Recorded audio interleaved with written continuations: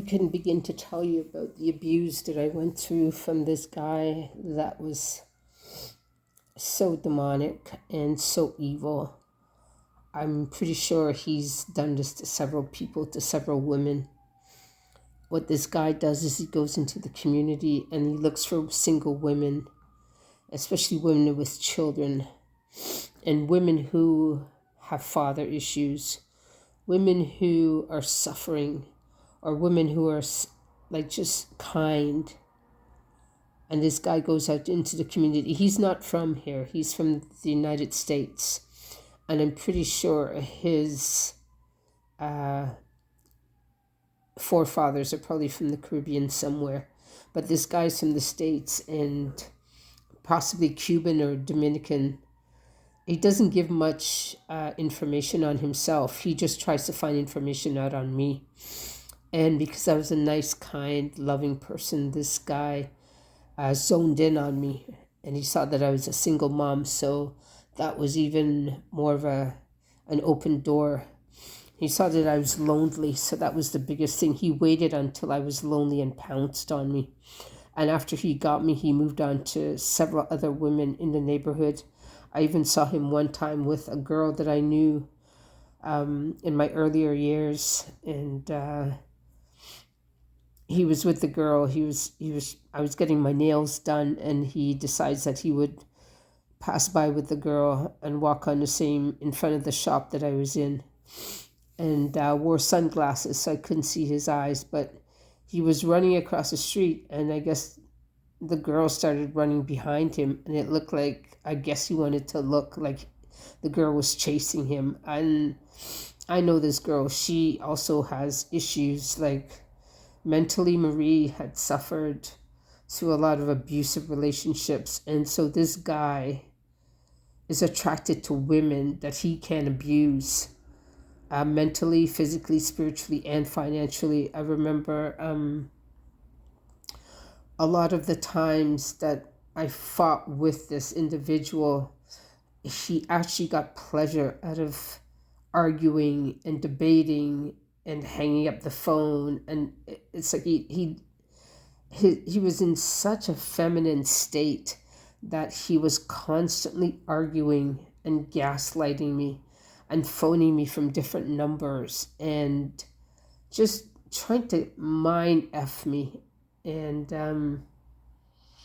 I remember a lot of times the spell work that was being done to me was like chaotic. Like this person was transferring his own energy. And women, you have to be very careful because this guy was a romance scammer. He walked around like he was such a nice person. And when, the first couple of weeks, he's a really nice person. Then the next thing, if he's not getting anything from you, if he's not getting any finances, if he's not getting any money, if you're not buying anything from him, he disappears. And then he'll reappear again. And it's because he wants something, or he found out you're getting a check, or money's coming in, and he comes around and he's like, oh, how can I get what you have? And then he disappears again. So he doesn't want anything from you, but he'll come around and pretend that, oh, love you so much, want to be with you. Oh, and after a while you catch on and you're just like, wow, okay. And then I stopped. Physically, I said, no, get lost. So then he figured out, he started coming in the spiritual realm and psychically connecting to me and saying, oh, I love you, and pretending that he was a guy at the gym that I was liking, and would pretend that he was the guy inside my head. It's a very weird story. It's hard to tell you, but this guy had some sort of psychic abilities and would try to tap into my energy to get my energy and get spirits to attach cords to me, because he deals with a lot of demonic spirits and satanic spirits. Like this is what this guy worships, but he'll go around and pretend that it's somebody else that's doing the satanic rituals, but it's him. And he does it with like shedding of animals, and like, he'll do. I remember one time I was in the car, and I was so angry. I was like, oh, I'm gonna jump out of the car. And he said to me, oh, you won't be the first one. So this guy tries to drive people insane, tries to take their life from them. I don't know if he's like, I remember one day I was getting all these psychic attacks, and something kept on saying to me, oh, write him a letter and send him a letter. And I think what this guy did was he forged my handwriting on some form of document. If it's not a bank document, it might be a mortgage document. Because I remember he's a criminal. Like, he's been in jail several times. Not jail, probably prison several times. So he's a criminal, and then he's a romance scammer. So I remember I was being forced by some form of spirit that was around me to write a letter, and the letter had all my handwriting on it. And I remember weeks after that, he moved into a new building because his I don't know what it is. It's like, I don't know if it's just a street address, because I remember asking. He says he does hair, and he was located on he was located around Davenport and Bay. Now he's on Belmont Street. I don't know if that business is still there. And he was in business with a woman who did hair.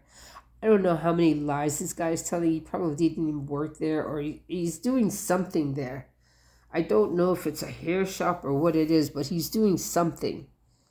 And he does it under the radar, let's say, so people won't know. And I remember when I went to the Justice of the Peace and I got papers on him. I don't know if this guy is like spiritually like trying to get rid of people by doing a lot of spell work and then taking them out, and then doing insurance fraud, and then taking the fraud papers and collecting money on people that he took out with spell work. I get this intuition, and I think that's what he's doing. And not only that, he deals with minors and stuff too. So, like, this person is not right in their head, but they walk around like they are. But they'll go home as soon as they close their door. It's chaos and spell work all night, all day. And then the drugs kick in, right? And alcohol and all this stuff that this person utilizes, because this person is psychotic. He's dangerous. He's a psychopath. Like, the tendencies are very, I witnessed them when I was with him. Like, he's very chaotic, and he thrives off chaos. He picks a fight, and then he disappears for months. And then he comes back, oh, and play Mr. Goody Two Shoes. Oh, love you, want to be with you, let's get married. And then he'll show up with some form of like gift that's cursed or something, and you'll put it in your house, or you'll have to wear it, and then the curse will follow you. Like, this person gave me a ring. I don't know if he stole it from somebody else's home or what he did, and then he pretended to give me diamond earrings, and they were a fraud, because I took it to the pawn shop and I tried to pawn it, because I didn't want anything to do with this guy. So I took it to the pawn shop, and the pawn shop guy was like, oh, this is not diamonds. And I was like, okay, throw that in the garbage. And I remember I was given a ring. Oh, I'm going to marry you. Oh, we're going to get married and get a house together. The guy had no money. He was giving me fraudulent checks to put in my bank account. He had no money for gas or a car. He drove a minivan. Like, everything he had wasn't his. It was some girl he was sleeping with, or some guy that was, that he was sleeping with. Like, this guy is not in his right mind. So, and he's got possibly some incurable disease. So anyways, I think this guy did a lot of fraud on me, and possibly my health card, and possibly my mail. And I know I went to the Justice of the Peace, and I went to the police station. So he's registered in all these different places. So if he comes at me, I know what to do with him. And I'm going to keep posting all these like little stories until this guy gets caught. Okay, Miguel?